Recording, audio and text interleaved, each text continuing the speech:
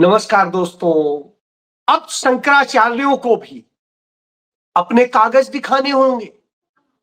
अब सरकार तय करेगी कि कौन शंकराचार्य है और कौन नहीं है। अब सरकार तय करेगी कौन सच बोल रहा है, कौन झूठ बोल रहा है। अब सरकार तय करेगी कि कौन कैसे स्नान करेगा। अब सरकार आपके बोलने से लेके, आपके खाने से लेके, आपके पढ़ने से लेके, आपके जीवन के हर चीज को नियंत्रित करेगी। जी हां।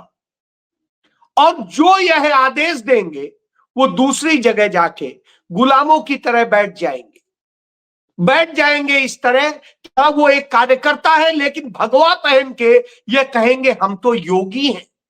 जी, ये हो रहा है। ये जब हो रहा हो तब आपसे बात करना, इसलिए क्योंकि जब चल रहा है, कुंभ चल रहा है इलाहाबाद में, प्रयागराज में, और उस कुंभ के दौरान तमाम वीआईपी मंत्री आते हैं, तमाम अधिकारी आते हैं, सब आते हैं, सबको वीआईपी ट्रीटमेंट दिया जाता है। और इस तरह वीआईपी ट्रीटमेंट दिया जाता है, लगता है वही तो सब कुछ है। लेकिन जिनके लिए, जिनके दर्शन के लिए, जिनके कारण से कुंभ की परंपरा शुरू हुई, उन्हीं शंकराचार्यों का अपमान किया जाता है। और अपमान ही नहीं किया जाता है, उसके बाद वह प्रशासन जिसको कोई अख्तियार नहीं है वो कहता है आप अपने को शंकराचार्य कैसे लिख रहे हैं, आप शंकराचार्य कैसे, 24 घंटे में बताइए। ये उस समय तक नहीं कहता है जब तक उन शंकराचार्य ने इस पुलिस की अव्यवस्था के लिए, पुलिस के आचरण के लिए, पुलिस के कुकृत्यों के लिए आवाज नहीं उठाई थी। लेकिन जैसे ही उन्होंने सच बोला तो वो मेला प्रशासन हो, वहां के अफसरान हो, सरकार हो, संघी हो, आरएसएस के लोग जो कहते हैं हम धर्म की पताका, कहीं कोई ऐरा गैरा जो तथाकथित साधु भी बना घूमता है, यदि उसके कोई थप्पड़ मार दे तो वो धर्म पर हमला बताते हैं। लेकिन सर्वोच्च पीठ पर विराजमान शंकराचार्य के साथ ये होता है तो वो उसे खारिज कर देते हैं, वो शंकराचार्य ही मानने से मना कर देते हैं। तुम्हें ये अधिकार किसने दिया? इस अन्याय के खिलाफ हर तरफ से आवाज उठने लगी है, और एक आवाज का मैं जिक्र करूंगा उसके बाद आगे बढ़ना। वह आवाज है एम नागेश्वर राव की, जो भारत की सीबीआई के चीफ रहे हैं, डायरेक्टर रहे हैं, इन्हीं की सरकार में रहे हैं। वो नागेश्वर राव चिट्ठी लिख देते हैं, खुला पत्र लिख देते हैं, और उस पत्र में लिखते हैं डीएम को, पुलिस कमिश्नर को और सबको, और उसमें वो साफ साफ लिखते हैं प्रयागराज में माघ मेले के दौरान मौनी अमावस्या पर जगत गुरु शंकराचार्य परम पूज्य स्वामी अभिमुक्तेश्वरानंद सरस्वती महाराज के साथ किए गए दुर्व्यवहार और उनके शिष्यों पर हुए हमले पर गहरी चिंता और निंदा व्यक्त करता हूं। महोदय, मैं खुला पत्र प्रयागराज में पवित्र त्रिवेणी संगम पर चल रहे माघ मेले के दौरान हुई बेहद परेशान करने वाली घटना से दुखी और गुस्से के कारण लिख रहा हूं। ज्योतिर्मठ के जगत गुरु शंकराचार्य परम पूज्य स्वामी अभिमुक्तेश्वरानंद सरस्वती जी महाराज सनातन हिंदू धर्म के 4 सर्वोच्च धर्माचार्यों में से एक हैं, जो हमारे धर्म में सर्वोच्च आध्यात्मिक सत्ता है। उसका स्थान सभी से ऊपर है, चाहे उसकी राजनीतिक शक्ति हो, आर्थिक शक्ति हो या प्रशासनिक शक्ति हो, पद प्रतिष्ठा कुछ भी हो, उन सब से वह बड़ा है। और जब सबसे बड़ा हुआ बताते हैं और यह कहते हुए लिखते हैं तो हमें इसका उदाहरण भी मिल जाता है कि वो सर्वोच्च है। इसका सबसे बड़ा उदाहरण, सबसे जो पहले देखने वाला बनता है वो ये बनता है कि भारत के मौजूदा प्रधानमंत्री नरेंद्र मोदी खुद जब वो शंकराचार्य गए थे, एक शादी में आमंत्रित थे, तो वहां गए थे, तो आप देख लीजिए, उसमें भी देखिए, दूसरा देखिए, आपको मैं दो दिखाता हूं। एक तो वह दिखाता हूं कि जो नरेंद्र मोदी के मालिक हैं अडानी, वो भी उनके आगे हाथ जोड़े खड़े हैं। तो अब आप समझ लीजिए कि यह स्थिति है कि वो भी स्वामी जी के, और यहां नरेंद्र मोदी भी जाके मत्था टेकते हैं। तो उसका भी उदाहरण आपको दिखा देता हूं, इसलिए जरूरी है क्योंकि नरेंद्र मोदी जो आज जिनकी सत्ता के दौरान यह किया जा रहा है, संतों को पीटा जा रहा है, जूतों तक से मारा जा रहा है, आप सोचिए धर्म का इससे बड़ा क्या अपमान होगा, ये भी देख लीजिए।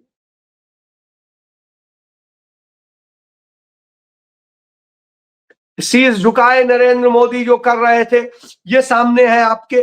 तो मैं ये उदाहरण दे रहा हूं कि अब तक ये शंकराचार्य थे, लेकिन जैसे ही उन्होंने सच बोला पिछले साल, उसके बाद उनके शंकराचार्य होने और न होने और सबको लेके विवाद खड़ा किया जाता है।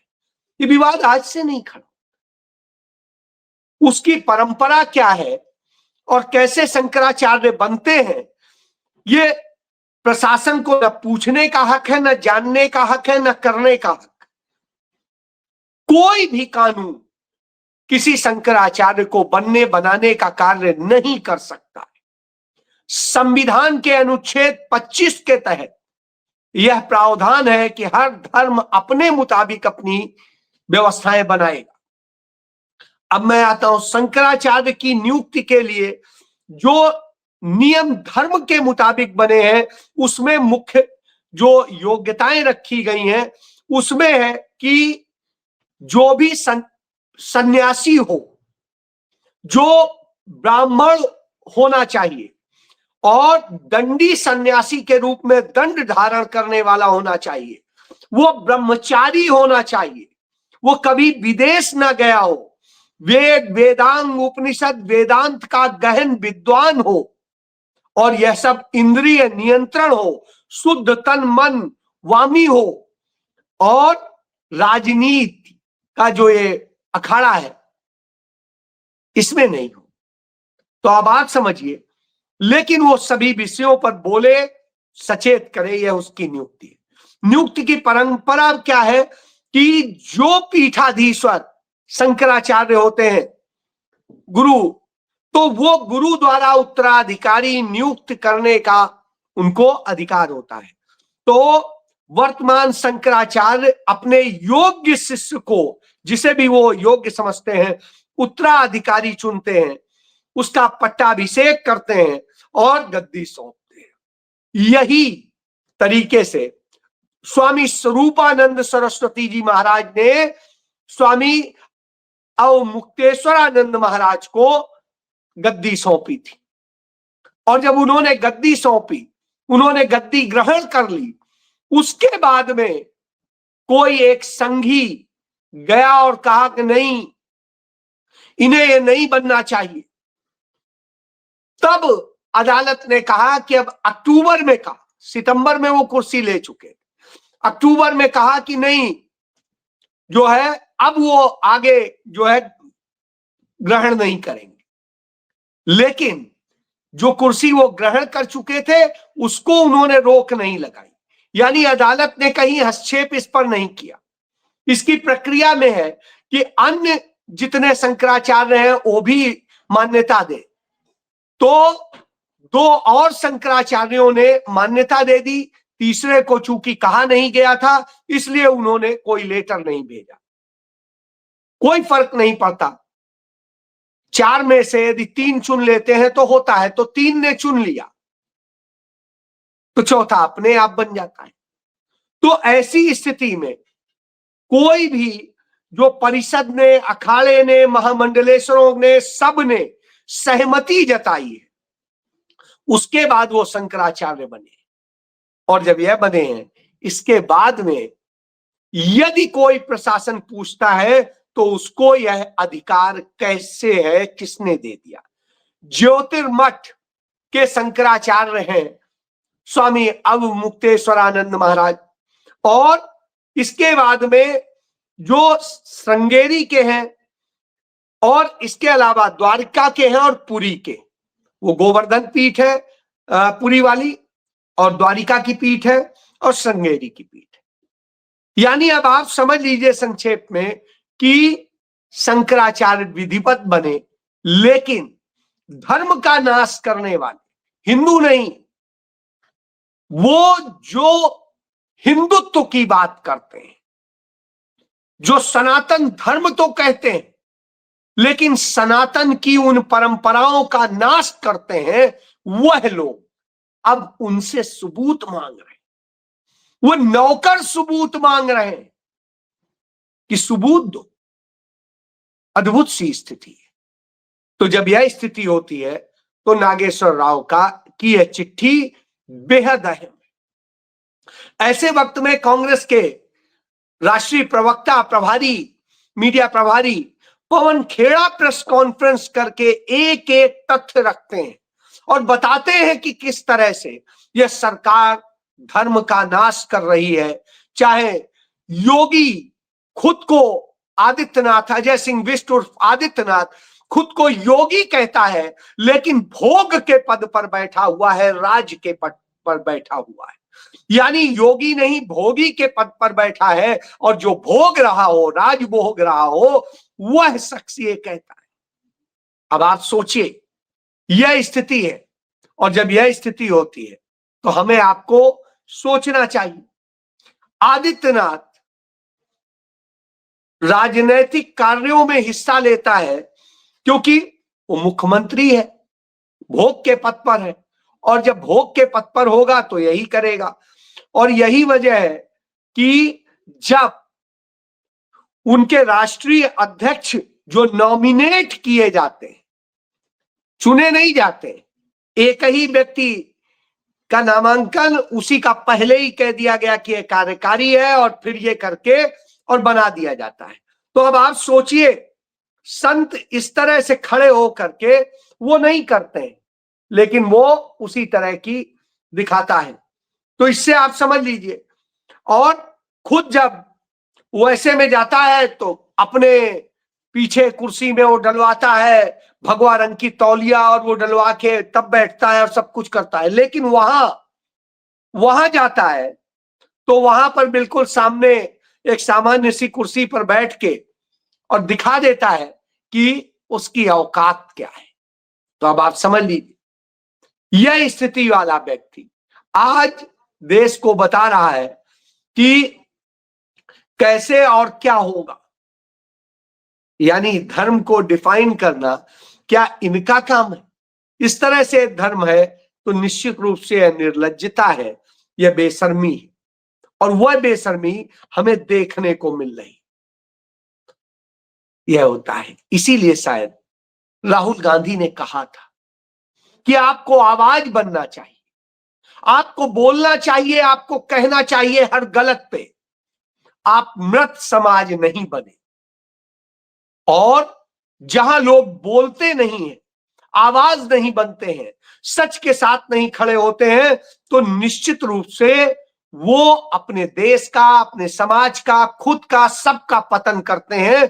तो ऐसे देश, ऐसे लोग कभी भी श्रेष्ठ नहीं हो सकते, महान नहीं हो सकते। झूठ बोलता हो जो मुख्यमंत्री, हमने 2024 के कुंभ मेले के दौरान देखा कि किस तरह उसने झूठ बोला, मौतों को, घटना को झुठलाया कि अरे ये अफवाह है, और सारा सच सामने है।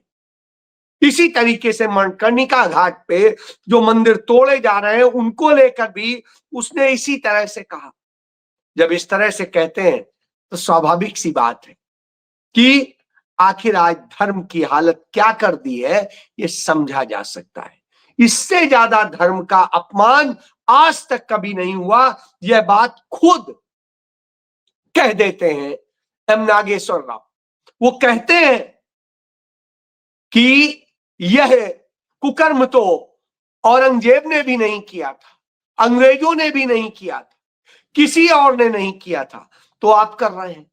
आपको मैं सुना चुका हूं, बता चुका हूं कि जो परंपरा रही है उस परंपरा में बिल्कुल स्पष्ट रहा है कि जो शंकराचार्य होते थे वो सबसे पहले पालकी से ही जाते थे। यह परंपरा आज की नहीं, सदियों पुरानी है। और इस परंपरा के तहत उनके जाने का एक चित्र मुझे प्राप्त हुआ जो पुरातन है, वो आपको प्रस्तुत कर रहा हूं, वो देख लीजिए। ये शंकराचार्य ऐसे जाते थे, यह स्नान की उनकी परंपरा थी। तो अब आप समझ लीजिए कि जब इस तरह जाने की परंपरा थी तो ये तोड़ते हैं। इसीलिए मैं कह रहा हूं ये न धर्म के हैं, न आपके हैं, न समाज के हैं। ये सिर्फ अपनी सत्ता के लिए जीते हैं और ये अपनी सत्ता के लिए कुछ भी कर सकते हैं। यही इनका चरित्र है और इन्होंने इसी चरित्र में सब बर्बाद कर दिया है। खुद दूसरों को कहेंगे परिवारवाद, परिवारवाद, परिवारवाद। आज वह दिन भी है कि इन्होंने एक परिवारवादी नवीन जो है उसको अपना राष्ट्रीय अध्यक्ष बना दिया है। नितिन नवीन को जो इन्होंने अध्यक्ष बनाया, नितिन इनके पिता का नाम था, वो नेता हुआ करते थे भाजपा के, संघ के, और उनके ये बेटे, इनको बना दिया गया। अब ये नहीं कह सकते कि काबिलियत पे बनाया गया होगा, योग्यता पे बनाया गया होगा, क्योंकि इनकी कोई योग्यता काबिलियत नहीं थी। काबिलियत यही थी कि ये नवीन के बेटे थे, तो नवीन के बेटे होने के कारण इनको बना दिया गया। वो नरेंद्र मोदी के गैंग के सदस्य हुआ करते थे, तो आज इन्हें यह इनाम दिया गया। इनका नाम कभी इसके पहले सुना भी नहीं रहा होगा। सवाल तो दूसरों पे उठाते हैं, खुद हर कुकर्म करते हैं। जिस बिहार में कहा था, आज वहां जंगल राज है, असली जंगल राज अब। और इसी तरीके से जहां जहां इनका राज, वहां वहां जंगल राज है, राम राज्य नहीं। राम के राज्य में तो साधु संतों का मान सम्मान होता था, यह नहीं होता था। और सभी धर्मों के, सभी तरह के समुदाय के, मान्यता के संतों का होता था। यानी उस समय जो मौजूद थे वो सभी का होता था। लेकिन आज हर जगह सिर्फ अपना वोट बैंक देखा जाता है, वो किया जाता है।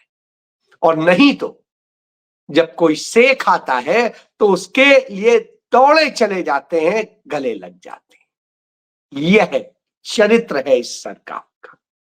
इसीलिए राहुल गांधी बार बार आपको चेताते हैं, सच को पहचान लीजिए, जान लीजिए, क्योंकि देश में इन पदों पर बैठे लोगों का काम धर्म का नहीं, इन पदों पर बैठे लोगों का काम धर्म का नहीं, कर्म का है।